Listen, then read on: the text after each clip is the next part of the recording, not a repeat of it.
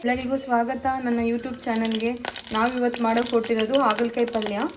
ಹಾಗಲಕಾಯಿ ಪಲ್ಯಗೆ ಒಂದು ಬಾಣಲಿನಲ್ಲಿ ಎಣ್ಣೆ ಹಾಕಿ, ಸಾಸಿವೆ ಹಾಕಿ, ಕಡಲೆಬೇಳೆ ಹಾಕಿ, ಸ್ವಲ್ಪ ಉದ್ದಿನಬೇಳೆನೂ ಹಾಕಿದ್ದೀರಿ. ಚೆನ್ನಾಗಿ ಸ್ವಲ್ಪ ಫ್ರೈ ಆಗೋವರೆಗೂ ಫ್ರೈ ಆಗೋಕ್ಕೆ ಬಿಡೋಣ. ಅದು ಫ್ರೈ ಆದಮೇಲೆ ಬೆಳ್ಳುಳ್ಳಿ, ಈರುಳ್ಳಿ ಎಲ್ಲ ಹಾಕಿ ಫ್ರೈ ಮಾಡ್ತಾಯಿದ್ದೀರಿ. ಈಗ ಬೆಳ್ಳುಳ್ಳಿ ಈರುಳ್ಳಿ ಎಲ್ಲ ಹಾಕಿದ್ದೀರಿ. ಇದು ಹಾಕಿ ಸ್ವಲ್ಪ ಬ್ರೌನ್ ಕಲರ್ ಬರೋವರೆಗೂ ಫ್ರೈ ಮಾಡ್ಕೋಬೇಕು.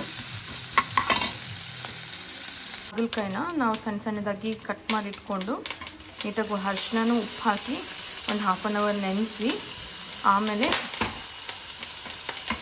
ಬಾಣಲಿನಲ್ಲಿ ಹುರಿದ್ಬಿಟ್ಟು ಇಟ್ಕೊಂಡಿದ್ದೀವಿ ನಾವು. ನೋಡಿ, ಹಾಗಲಕಾಯಿನ ಸಣ್ಣದಾಗಿ ಕಟ್ ಮಾಡಿ ಇಟ್ಕೊಂಡಿದ್ದೀವಿ. ಇದನ್ನು ಹಾಫ್ ಆನ್ ಅವರ್ ಮುಂಚೆನೇ ಅರಿಶಿನ ಉಪ್ಪು ಹಾಕಿ ನೀರಲ್ಲಿ ನೆನೆಸಿಟ್ಟಿರ್ತೀವಿ.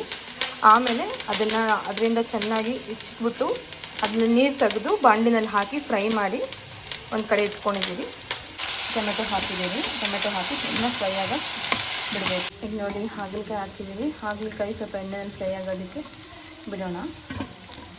ನೋಡಿ, ಸ್ವಲ್ಪ ಫ್ರೈ ಆಗಿದೆ. ಈಗ ಖಾರದ ಪುಡಿ ಹಾಕಬೇಕು. ಖಾರದ ಪುಡಿ ಹಾಕ್ತೀವಿ. ಈಗ ಓಕೆ, ಫ್ರೈ ಆಗಿದೆ. ಈಗ ನಾವು ಖಾರದ ಪುಡಿ ಹಾಕ್ತಾಯಿದ್ದೀವಿ.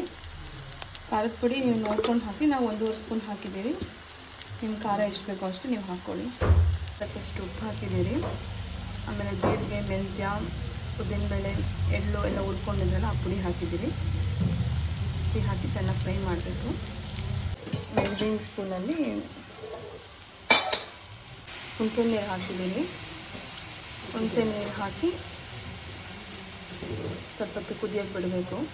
ಅದರಲ್ಲಿ ಕಡಲೆಬೀಜ, ಕಡಲೆಪಪ್ಪು ಪೌಡ್ರ್ ಹಾಕಿ ಒಂದು ಸ್ಪೂನ್ ಹಾಕಿ ಕಡಲೆಬೀಜ, ಕಡಲೆಪಪ್ಪು ಪೌಡ್ರು, ಕಡಲೆಬೀಜ ಹುರಿದು ಪುಡಿ ಮಾಡಿಕೊಂಡು 1 ಸ್ಪೂನ್ ಹಾಕ್ಕೊಳ್ಳಿ.